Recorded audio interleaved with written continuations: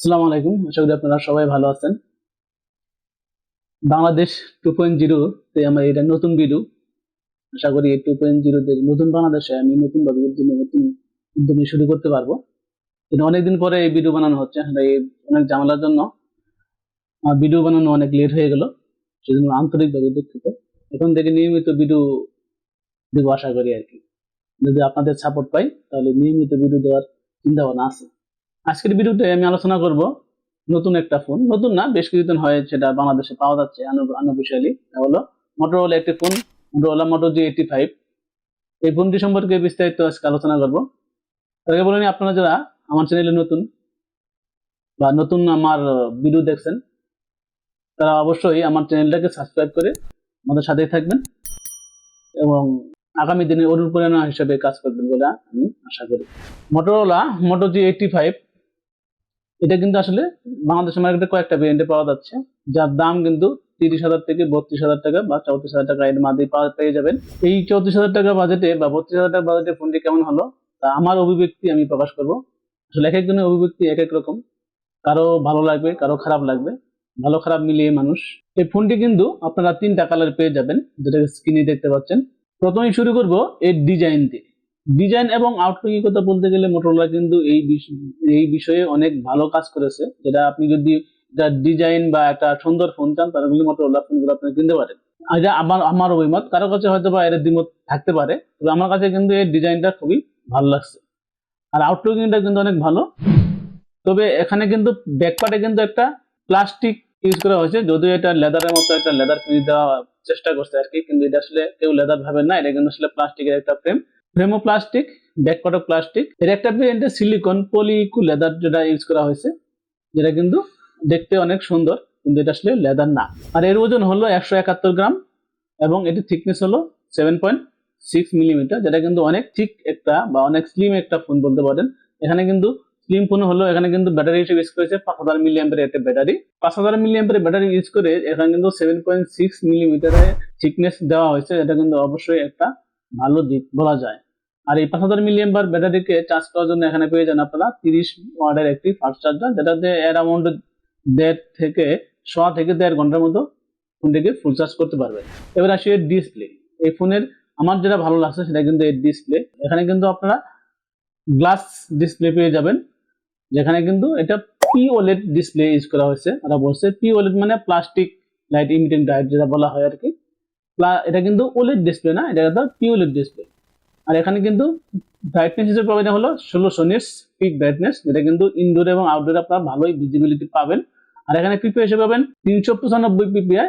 আর এখানে কিন্তু ওয়াইড বিন L1 এর সাপোর্টও পেয়ে যাচ্ছেন, যেটা কিন্তু মাল্টিমিডিয়া কনজাম্পশন বা আপনারা ভিজিবিলিটি দিতে খুব ভালো একটা ভিজিবিলিটি পাবেন আর কি। আর এই ফোনের যে আউটলুকিং এর একটা কথা বাদ রয়েছে, সেটা কিন্তু এখানে কিন্তু পাঞ্চফুল ডিসপ্লে পাবেন, যেটা কিন্তু আসলে এই বাজেটে আমরা অবশ্যই আশা করি এর চেয়ে কম বাজেটে কিন্তু পাওয়া যায়। এখানে পাঞ্চফুল ডিসপ্লে দিয়েছে, যদি স্যামসাং এর মতো এটা অন্য কোনো ডিসপ্লে দেয় না। এই বিষয়ে আমরা মোটরোলাকে অবশ্যই একটা ধন্যবাদ প্রাপ্য। আর এই ফোনে সবচেয়ে আমার যেটা খারাপ লাগছে আর কি, সেটা হলো এখানে কিন্তু ইউজ করা হয়েছে স্ন্যাপড্রাগনের 6 Gen 3S একটা প্রসেসর, যেটা কিন্তু আসলে এই বাজেটে এই প্রসেসরটা আমার মতে যায় না। এখন আপনাদের মতে কি সেটা কিন্তু আপনারা অবশ্যই কমেন্ট বক্সে জানাবেন।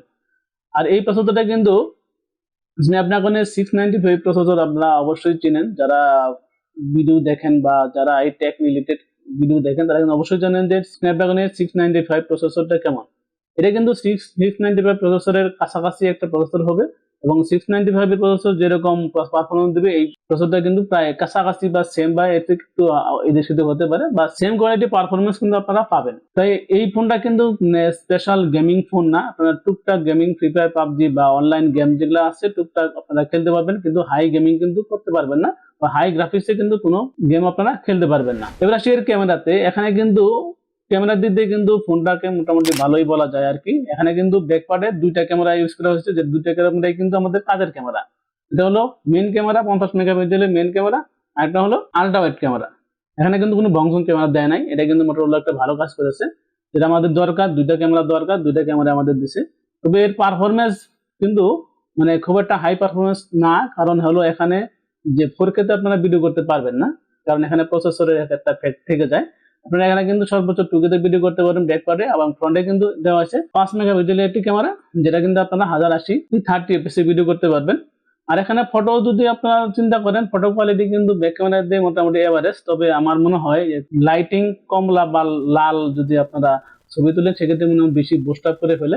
এই জিনিসটা আসলে আমার একটু খারাপ লাগছে। আর বাকি কিন্তু মোটামুটি পারফেক্ট আছে বলা যায়। আর এখানে কিন্তু আপনার পেয়ে যাবেন 3.5 অডিও জ্যাক পেয়ে যাবেন, এনএফসি পেয়ে যাবেন, ব্লুটুথ 5.1 এর মতো সেন্সর আপনারা পেয়ে যাবেন। আর এখানে যেটা ইউজ করা হচ্ছে, যেটা ভালো ইউজ করা হচ্ছে সেটা হলো এখানে কিন্তু পেয়ে যাবেন ডলবি অ্যাটমের একটা ডুয়েল স্টেরিও স্পিকার।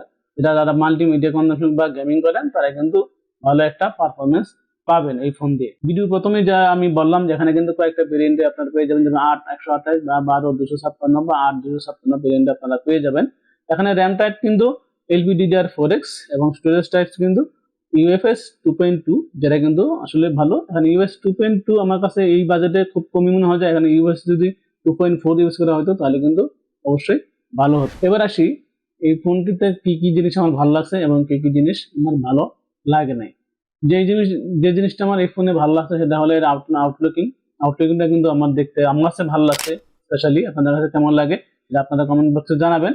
আর হলো এর ক্যামেরা কিন্তু যদিও 4K তে ভিডিও নাই, তাহলে এর ক্যামেরা পারফরমেন্স কিন্তু আমার কাছে ভালোই লাগছে। আর যে জিনিসটা আমার খারাপ লাগছে সেটা কিন্তু এখানে কিন্তু কোনো IP সার্টিফিকেশন নাই। এটা কিন্তু এই 30,000 টাকা ফোনে বাজেটের ফোনে কিন্তু আমরা অবশ্যই i254 এর মতো অবশ্যই আমরা সার্টিফিকেশন আশা করি, যেটা কিন্তু এই ফোনে দেওয়া হয়নি। এটা কিন্তু একটা কার্ড ডিসপ্লে ফোন, যেটা আমি আসলে ভিডিও শুরুতে বলতে ভুলে গেছি। এই কার্ড ডিসপ্লে হওয়াতে আপনার কিন্তু লুকিং এ কিন্তু অবশ্যই একটা ভালো দিক। অনেকে যারা এই বাজেটে কার্ড ডিসপ্লে ফোন চান তাদের জন্য কিন্তু একটা ভালো একটা চয়েস হতে পারে এই ফোনটা।